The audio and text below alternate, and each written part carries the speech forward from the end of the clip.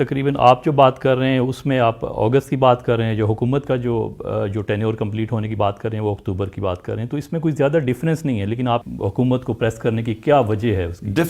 Difference یہ ہے کہ پہلے تو انہوں نے قانون کی بالادستی، رول آف لا کی دھجیاں اڑا دی ہیں، یعنی اپنے آپ کو قانون کے اوپر کر دیا ہے، ساری اپنی چوری معاف کروا دی ہے.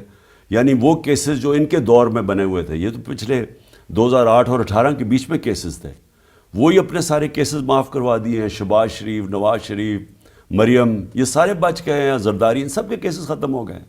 تو اس سے زیادہ ظلم معاشرے میں کیا ہوگا؟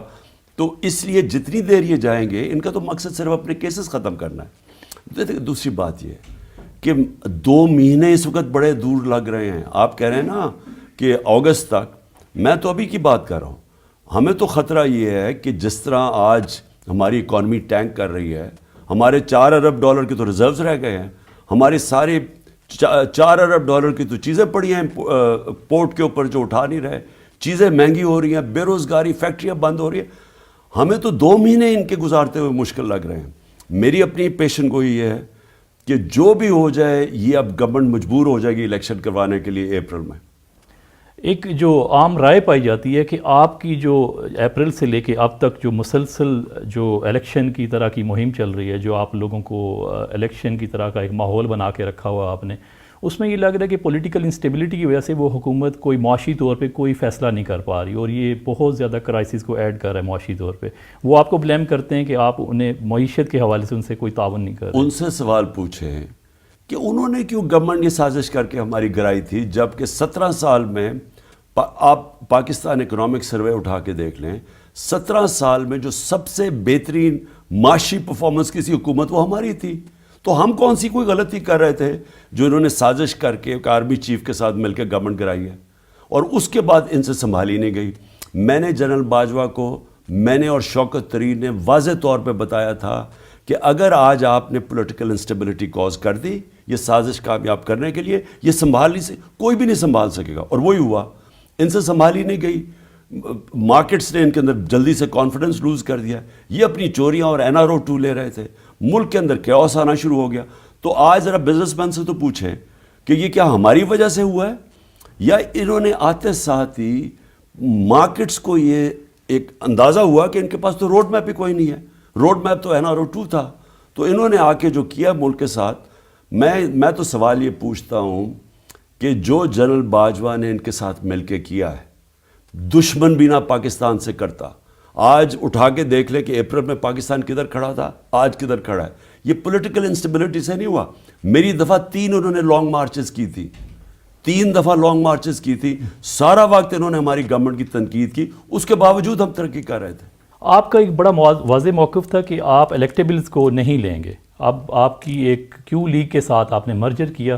آپ کو لگتا ہے یہ آپ کی ترجیحات تھیں جو لوگوں کو لینے کی، کیا اس میں کوئی واضح تبدیلی کا اشارہ ہے؟ یہ دیکھیں کیو لیگ جس طرح ہمارے ساتھ کھڑی ہوئی نا آخر میں، اب دیکھیں چودھری پرویز الہی چیف منسٹر تھے، پورا ان کے اوپر زور لگایا گیا اور اسٹیبلشمنٹ نے ان کے اوپر زور لگایا کہ یا تو وہ جوائن کر جائیں نون لیگ اور ادھر سے چیف منسٹر بن جائیں، اور یا انہوں نے کہا کہ اب وہ چیف منسٹرشپ نہ چھوڑیں، کیونکہ ہم نے فیصلہ کیا تھا کہ ہم اسمبلیوں کو تحلیل کریں گے.